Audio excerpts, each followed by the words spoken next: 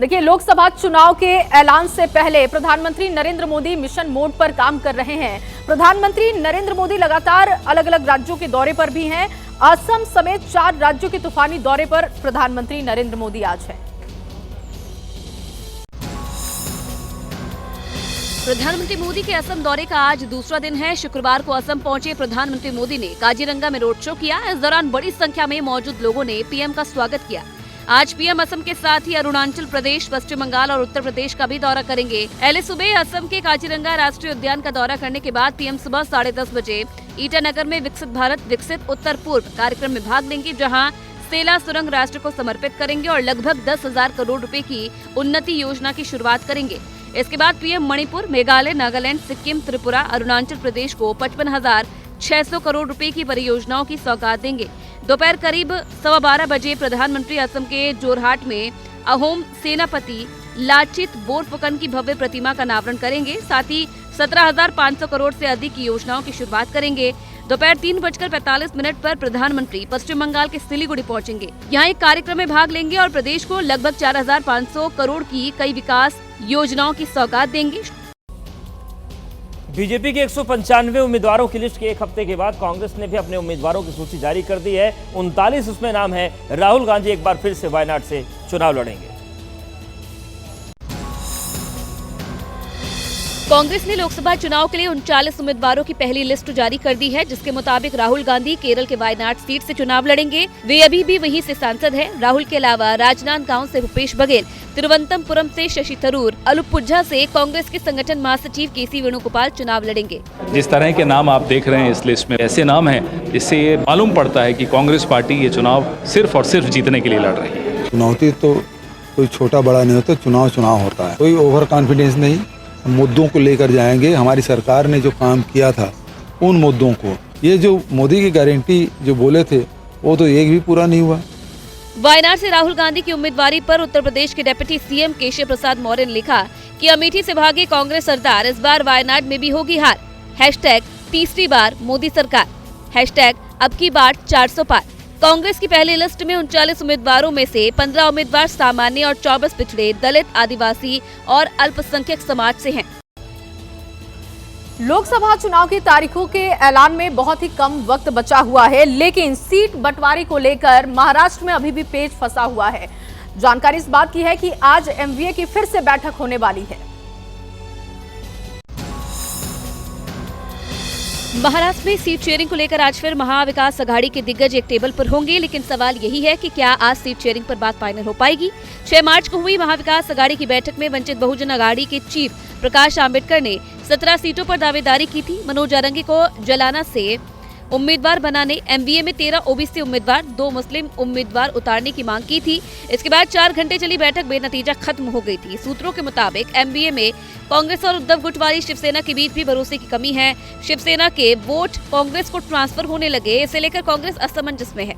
इन सवालों के बीच आज की बैठक में सबकी नजर प्रकाश आंबेडकर पर होगी। आज प्रकाश आंबेडकर के रुख से तय होगा कि एमवीए में एकजुटता रहेगी या नहीं। हमारे यहाँ लोकतंत्र है, तो हम प्यार से, समन्वय से ये अपना जो पेच है इसे सुलझा लेंगे। हम कह रहे हैं कि कांग्रेस 15 आप लड़ लीजिए और बाकी जो बची हुई 10 सीट है उस पर राष्ट्रवादी आप लड़ लीजिए, लेकिन अभी ये फाइनल नहीं है, ये हमारी बातचीत चल रही है। विपक्षी इंडिया गठबंधन में एक और राज्य में सीट बंटवारे को लेकर फूट की खबर सामने आ रही है। जम्मू कश्मीर में सीट शेयरिंग को लेकर महबूबा मुफ्ती ने अब्दुल्ला परिवार के खिलाफ मोर्चा खोल दिया है।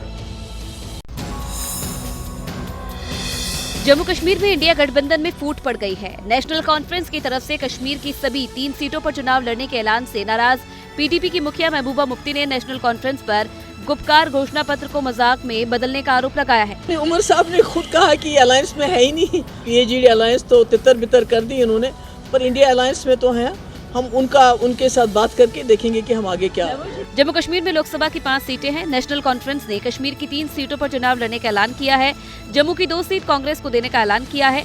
इसके अलावा लद्दाख सीट पर साझा उम्मीदवार उतारने का ऐलान नेशनल कॉन्फ्रेंस ने किया है। कांग्रेस के साथ बातचीत हमने की हुई है। धमपुर और जम्मू की सीट पे उनसे कहा है कि वो अपना उम्मीदवार जो है वहाँ पे खड़ा करें। 2019 में नेशनल कॉन्फ्रेंस ने कश्मीर की 3 लोकसभा सीटें जीती थी। पीडीपी कश्मीर में अपनी सीट चाहती है। स्वार्थ के आधार पर जो गठबंधन बना करते हैं उनका हश्र यही होता है। नेशनल कॉन्फ्रेंस पूरी तीनों की सीटें जीती थी, तो स्वाभाविक बात है कि वो अपनी ग्राउंड बनाना चाहते हैं। और चलिए बात ओडिशा की करते हैं, जहां बीजेपी और बीजेटी में सीट शेयरिंग को लेकर बातचीत नहीं बन पा रही है और इसी वजह से गठबंधन की गाड़ी आगे नहीं बढ़ पा रही।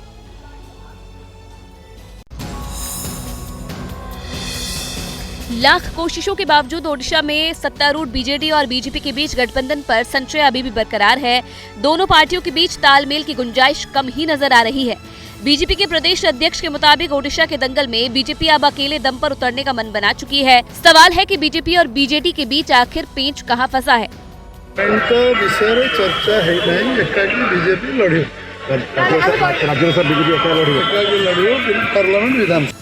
ओडिशा में विधानसभा और लोकसभा चुनाव एक साथ होते हैं। ओडिशा में लोकसभा की 21 सीटें हैं। इस बार के चुनाव में बीजेडी के सामने बीजेपी ने 14 सीटों की डिमांड की है, जिसे बीजेडी ने सिरे से खारिज कर दिया है, क्योंकि पिछले लोकसभा चुनाव यानी कि 2019 के चुनाव में बीजेडी ने 12 सीट पर जीत हासिल की थी, जबकि बीजेपी को महज 8 सीटों पर ही संतोष करना पड़ा था।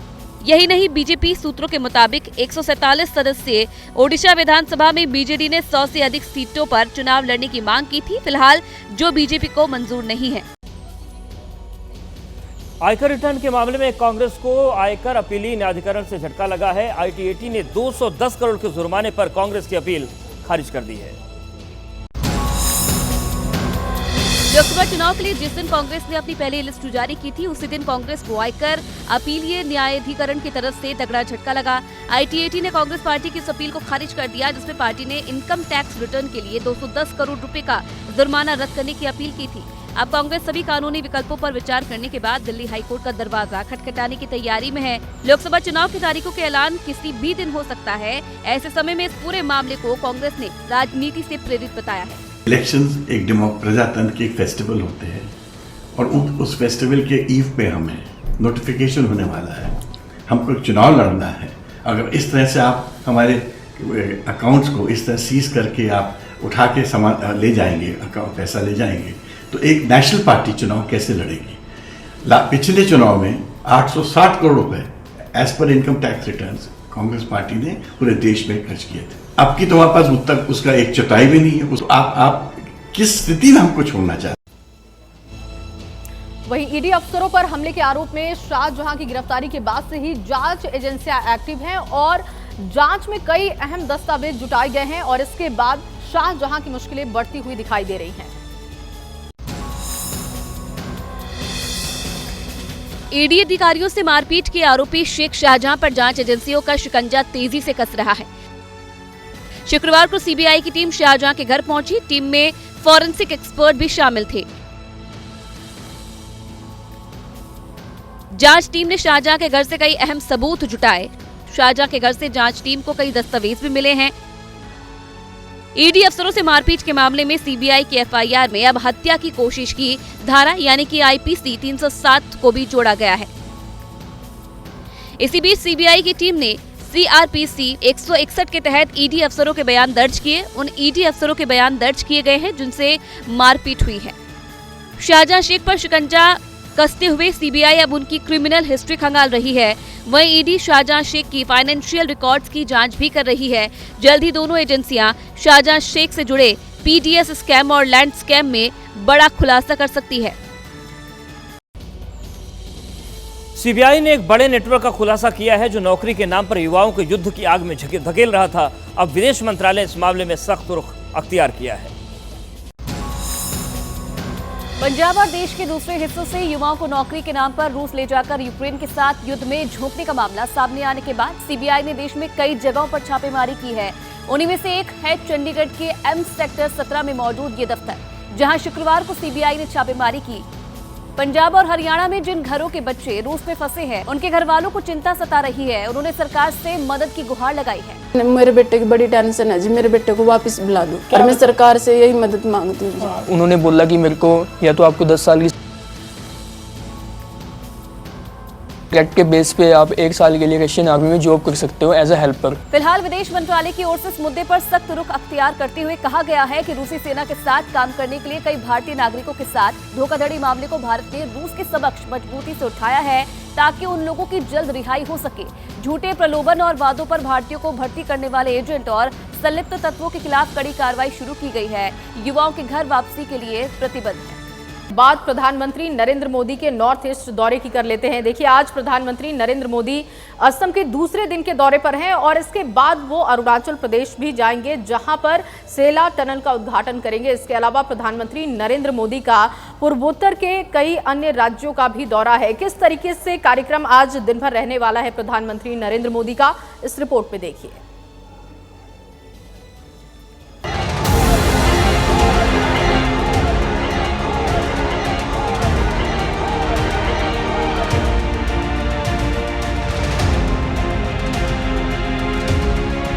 असम में प्रधानमंत्री मोदी का कुछ इस अंदाज में स्वागत हुआ।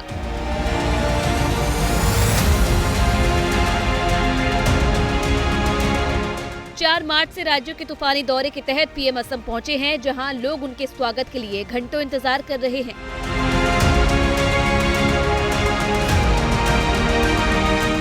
सड़कों पर लोगों की भीड़ जुटी थी और हर तरफ मोदी मोदी के नारे सुनाई दे रहे थे।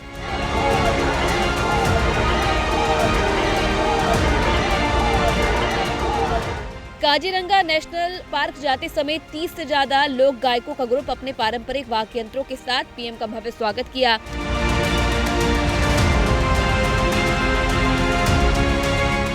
लोकसभा चुनाव से पहले पीएम जिन राज्यों के दौरे पर पहुंच रहे हैं, वहां करोड़ों की विकास सौगात दे रहे हैं।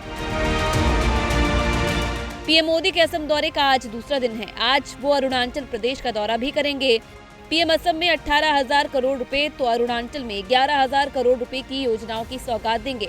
एक महीने में दूसरी बार है जब प्रधानमंत्री असम के दौरे पर पहुंचे हैं। इससे पहले पीएम फरवरी में असम पहुंचे थे, तब उन्होंने असम को 11,000 करोड़ की सौगात दी थी। पीएम के दौरे से असम के लोगों में खासा उत्साह देखने को मिला। असम से हम लोगों ने बहुत बड़े बड़े लोगों को बराबर आसन के लिए भेजा था। इधर 10 साल 12 साल से राज्यसभा सांसद भी भेजे हैं। वो लोग भी जब प्रधानमंत्री था सिर्फ 8-10 बार आया, लेकिन अपना प्रधानमंत्री Narendra Modi ji during the last 10 years 65 times Assam में आया। मोदी जी का साथ है, नॉर्थ ईस्ट मोदी जी का साथ है और मोदी जी भी नॉर्थ ईस्ट के साथ है। एबीपी न्यूज इज काजीरंगा का, I am actually crossing this road, I saw you, the learned journalist is standing here, so ABP news is found everywhere, even in Kaziranga national park, so I congratulate and I thank ABP News. It's found everywhere, even in this national park of Kaziranga. I saw this ABP News. Yes, really, it means a lot. सुबह 10:30 बजे ईटानगर में विकसित भारत विकसित उत्तर पूर्व कार्यक्रम में भाग लेंगे। वो वहाँ 825 करोड़ में बनी सेला सुरंग का उद्घाटन करेंगे और 10,000 करोड़ रुपए की उन्नति योजना की भी शुरुआत करेंगे। वहीं से वो मणिपुर, मेघालय, नागालैंड, सिक्किम, त्रिपुरा के लिए 55,600 करोड़ रुपए की कई विकास परियोजनाओं का उद्घाटन और शिलान्यास भी करेंगे।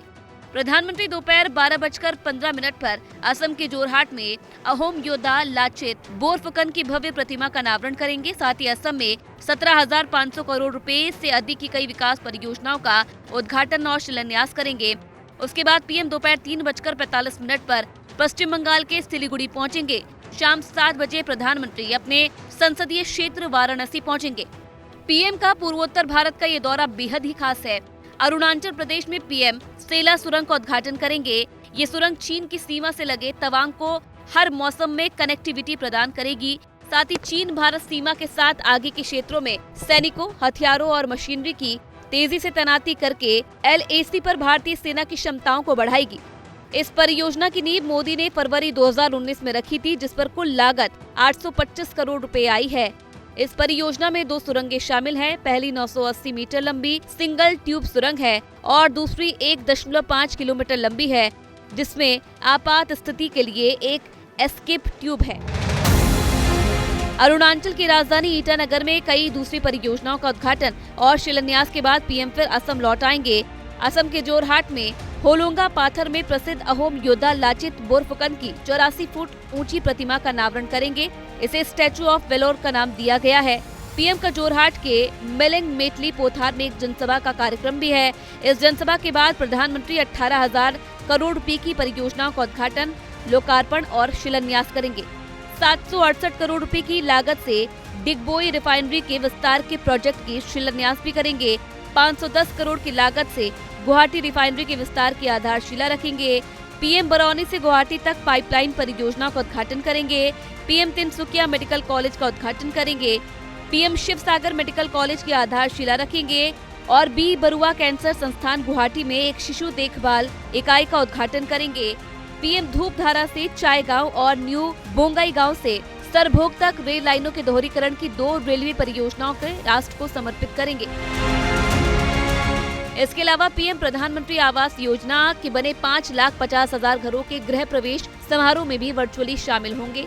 असम के दौरे के बाद पीएम पश्चिम बंगाल के सिलीगुड़ी पहुंचेंगे। पिछले 10 दिनों के अंदर प्रधानमंत्री का चौथा बंगाल का दौरा होगा, जहां वो सिलीगुड़ी के कावाखाली में 4,500 करोड़ रुपए की सौगात देंगे और वहां एक रैली को संबोधित भी करेंगे। पश्चिम बंगाल के बाद पीएम शाम 7 बजे अपने संसदीय क्षेत्र वाराणसी पहुंचेंगे। पीएम का पिछले 15 दिनों में वाराणसी का ये दूसरा दौरा होगा। इससे पहले प्रधानमंत्री 22 फरवरी को वाराणसी गए थे। पीएम आज काशी विश्वनाथ मंदिर में दर्शन पूजन करेंगे, वहीं रात्रि विश्राम करेंगे और 10 तारीख को वहां से आजमगढ़ पहुंचेंगे। प्रधानमंत्री आजमगढ़ में नवनिर्मित मंदुरी एयरपोर्ट समेत देश के 10 हवाई अड्डों का उद्घाटन करेंगे। इस मौके पर जिले में 10 करोड़ रुपए की अन्य परियोजनाओं का लोकार्पण भी करेंगे। यानी कि लोकसभा चुनाव की तारीखों के ऐलान से पहले प्रधानमंत्री देश को करोड़ों की विकास परियोजनाओं की सौगात दे रहे हैं। देखिए, मध्य प्रदेश में बीजेपी से जुड़ी एक बड़ी जानकारी मिल रही है। कांग्रेस नेता सुरेश पचौरी बीजेपी में शामिल होंगे, ये बड़ा अपडेट है। पूर्व सांसद गजेंद्र सिंह राजू खेड़ी भी शामिल होंगे। बीजेपी के प्रदेश अध्यक्ष बीडी शर्मा और सीएम मोहन यादव के सामने बीजेपी की सदस्यता लेंगे, तो ये बड़ा अपडेट मिल रहा है लोकसभा चुनाव से पहले। ये देखिए, एक बड़ा अपडेट मध्य प्रदेश में, जहां बीजेपी से जुड़ी एक बड़ी जानकारी मिल रही है। बीजेपी का कुनबा बढ़ता हुआ नजर आ रहा है। कांग्रेस के नेता सुरेश पचौरी जो बीजेपी में शामिल होंगे और पूर्व सांसद रह चुके हैं गजेंद्र सिंह राजू खेड़ी, वो भी शामिल होंगे बीजेपी में। बीजेपी के प्रदेश अध्यक्ष बीडी शर्मा और सीएम मोहन यादव के सामने बीजेपी की सदस्यता लेंगे। ये बड़ा अपडेट, थोड़ी देर के बाद बीजेपी में शामिल होंगे ये बड़े नाम, 3 बड़े नाम जो बीजेपी ज्वाइन करने वाले हैं लोकसभा चुनाव से पहले। ये बीजेपी के लिए अच्छी खबर, लेकिन देखिए कांग्रेस के लिए चिंताजनक स्थिति है। कांग्रेस के नेता सुरेश पचौरी बीजेपी में शामिल होंगे, अब से थोड़ी देर के बाद बीजेपी की सदस्यता लेंगे।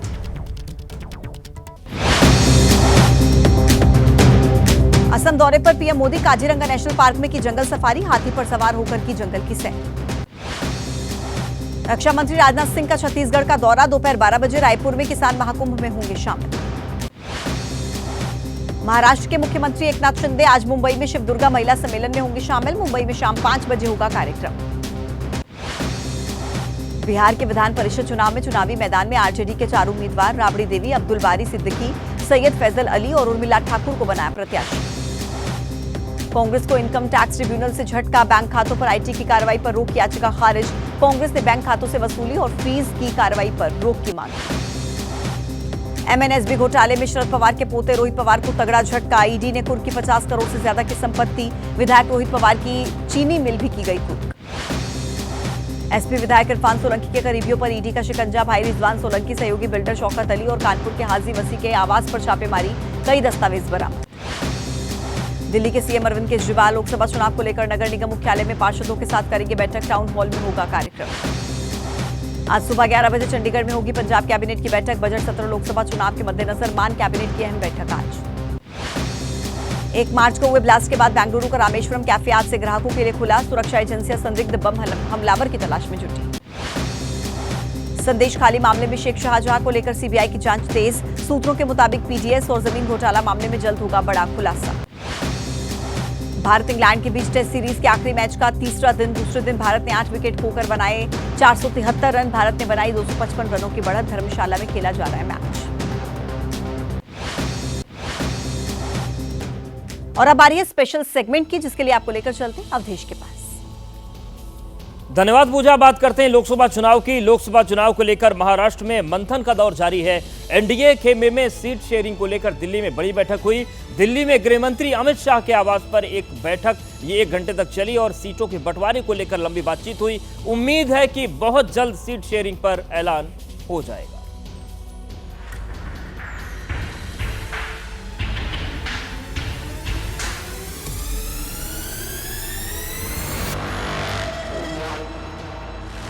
देश में सबसे बड़ा गठबंधन है एनडीए और लोकसभा के ऐलान से पहले ही बीजेपी अपने सहयोगियों के साथ सीट शेयरिंग फाइनल कर लेना चाहती है।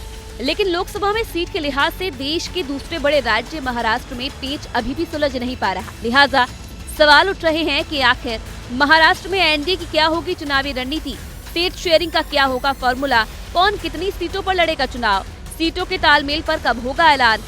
सीटों पर फंसे पेच सुलझाने के लिए दिल्ली में बड़ी बैठक हुई। शिवसेना शिंदे गुट और एनसीपी अजीत गुट के नेताओं के साथ अमित शाह ने देर रात अपने आवास पर करीब 2.5 घंटे बैठक की। बैठक में बीजेपी अध्यक्ष जेपी नड्डा, महाराष्ट्र बीजेपी अध्यक्ष चंद्रशेखर बावनकुले, डिप्टी सीएम देवेंद्र फडणवीस के अलावा शिवसेना शिंदे गुट से सीएम एकनाथ शिंदे तो एनसीपी अजीत पवार गुट से अजीत पवार और प्रफुल्ल पटेल शामिल हुए। खबर ये भी है कि अजीत पवार और प्रफुल्ल पटेल ने अलग से भी अमित शाह से मुलाकात की। इससे पहले 5 मार्च को मुंबई में भी अमित शाह के साथ बैठक हुई थी। सूत्रों के मुताबिक इस बैठक में अहम मुद्दा सीट शेयरिंग था। सूत्र ये भी बता रहे हैं कि महाराष्ट्र में लोकसभा के लिए महायुति यानी कि एनडीए के बीच सीट शेयरिंग का फॉर्मूला तकरीबन पिछले चुनाव का नतीजा ही रहने वाला है। दरअसल 2019 से 2024 के बीच महाराष्ट्र में सियासी समीकरण पूरी तरह बदल गया। शिवसेना और एनसीपी दोनों में 2 फाड़ हो चुका है और अब दोनों दलों का एक गुट बीजेपी तो दूसरा विपक्षी खेमे के साथ है। 48 सीटों वाले महाराष्ट्र में 2019 में बीजेपी और शिवसेना का गठबंधन था, जिसमें बीजेपी 25 और शिवसेना 23 सीटों पर लड़ी थी और बीजेपी ने 23 सीटों पर जीत दर्ज की थी, जबकि शिवसेना को 18 सीटों पर जीत मिली थी। वहीं एनसीपी को 4 सीटों पर जीत मिली थी। कांग्रेस, एआईएमआईएम और निर्दलीय को 1-1 सीट मिली थी। अब बदले हुए सियासी हालात में बीजेपी 30 सीटों पर चुनाव लड़ना चाहती है, जबकि शिवसेना शिंदे गुट 18 और अजीत पवार की एनसीपी 10 सीटों पर चुनाव लड़ना चाहती है। शिवसेना शिंदे गुट और एनसीपी अजीत गुट की इस दावेदारी से सीट शेयरिंग पर बात अटकी हुई है। लिहाजा सूत्र बता रहे हैं कि पिछले चुनाव के नतीजों को ही फॉर्मूला बनाकर बीजेपी बीच का रास्ता निकालने की कोशिश में है, जिसके तहत शिवसेना शिंदे गुट को 10 से 12 सीटें दी जा सकती है और शिंदे गुट के 6 उम्मीदवार बीजेपी के सिंबल पर चुनाव लड़ सकते हैं। इसके अलावा बीजेपी और शिवसेना के बीच कुछ सीटों की अदला बदली भी हो सकती है। पिछले चुनाव में एनसीपी को 4 सीटें मिली थी, लिहाजा उसे सीट देने का वही फॉर्मूला अपनाया जा सकता है। यानी शिवसेना शिंदे गुट को 18 सीटें मिल सकती है, जो वो मांग कर रही है, लेकिन जिन सीटों पर उसके उम्मीदवार बीजेपी के सिंबल पर लड़ेंगे उस पर वो जल्द फैसला कर सकती है। शिंदे गुट इस बार राज ठाकरे की पार्टी को भी लोकसभा चुनाव लड़ाना चाहती है, लिहाजा ये भी देखना दिलचस्प होगा कि उन्हें कैसे एडजस्ट किया जाता है। वहीं अजीत पवार गुट ज्यादा सीटों की मांग पर अलग से अमित शाह से मिले, उन्हें क्या फाइनल ऑफर मिला इसका खुलासा भी जल्द होने की उम्मीद है, क्योंकि सीट शेयरिंग में हो रही देरी को लेकर सियासत भी गर्म है। विपक्षी इंडिया गठबंधन में भी पेच फंसा हुआ है, लेकिन उद्धव ठाकरे ने बीजेपी पर तंज कसने शुरू कर दिए हैं। तो लोकसभा चुनाव के लिए कांग्रेस ने अपने उम्मीदवारों की पहली लिस्ट जारी कर दी है। कुल 39 उम्मीदवारों में कई दिग्गजों का नाम भी शामिल है। राहुल गांधी को फिर से वायनाड से टिकट दिया गया है, तो छत्तीसगढ़ के पूर्व मुख्यमंत्री भूपेश बघेल और पार्टी संगठन महासचिव केसी वेणुगोपाल को टिकट देकर पार्टी ने चौंका दिया। पार्टी से केरल के अलावा बाकी राज्यों में पिछले चुनाव के ज्यादातर उम्मीदवारों का टिकट काट दिया गया है।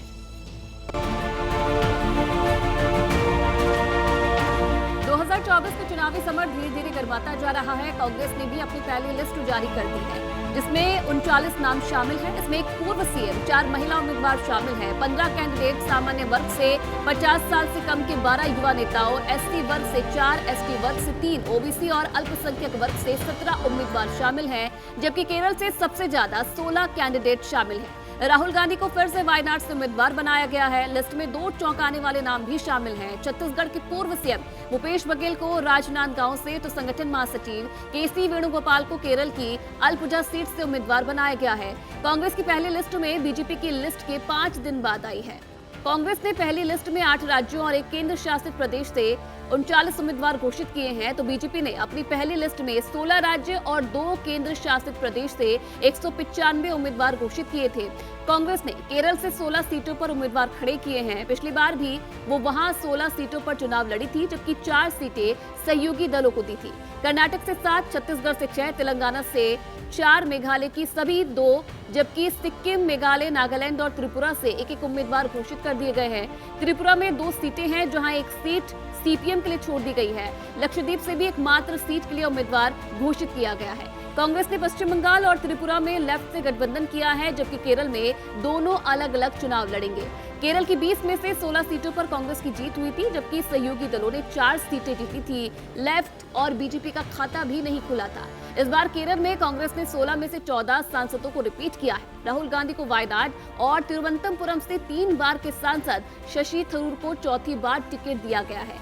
इसके अलावा पार्टी महासचिव केसी वेणुगोपाल अल्पुझा से चुनाव लड़ेंगे। केरल में त्रिशूर में बीजेपी के सुरेश गोपिका, कांग्रेस के मुरलीधरन, अल्पुझा में बीजेपी की शोभा सुरेंद्रन से केसी वेणुगोपाल, पत्तनमतिट्टा में बीजेपी के अनिल के एंटनी, कांग्रेस के एंटो एंटनी और तिरुवनंतपुरम में बीजेपी के उम्मीदवार और केंद्रीय मंत्री राजीव चंद्रशेखर का शशि थरूर से मुकाबला होगा।